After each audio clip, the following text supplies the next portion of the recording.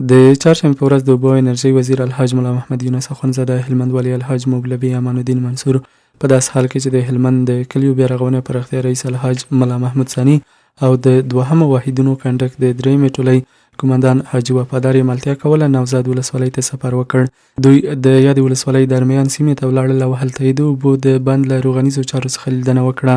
د ولایت مقام وین مولوي محمد قاسم ریاض وایي د بند درغنیزې چارې له نږدې وکتلې، د اړونده مسؤلینو سره د چارو د ښه مدیریت په اړه خبرې وکړې، ستونزې او اړتیاوې یې وارزولې، د ولسونو د ستونزو کتنه او ارزونه یې وکړه او د ستونزو حل په موخه یې د بشپړې همکارۍ ډاډ ورکړ. تېره ورځ د افغانستان اسلامي امارت د اوبو او انرژۍ محترم وزیر صاحب، د هلمند محترم حاجي والي صاحب او یو شمېر نور مسؤلین د نوزاد ولسوالۍ ته ولاړه او هلته د دې ولسوالۍ د درمیان سیمه کې د اوبو د نوي رغېدونکي بند د درغنیزو چارو څخه لیدنه وکړه. همداراز یې د اړوند ځایي مسؤلینو سره ناسته وکړه، د ولسوالۍ د امنیتي او عمومي وضعیت، د درمیان د رغېدونکي بند د درغنیزو چارو د ښه مدیریت، ستونزو او حلارو په اړه یې ورسره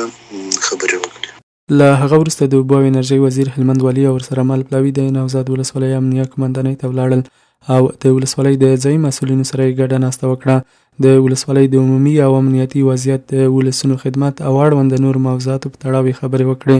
ستونزې واورېدل شوې، پر حل لارو بحثونه وشول او پر ګډو همکاریو ټینګار ترسره کړ.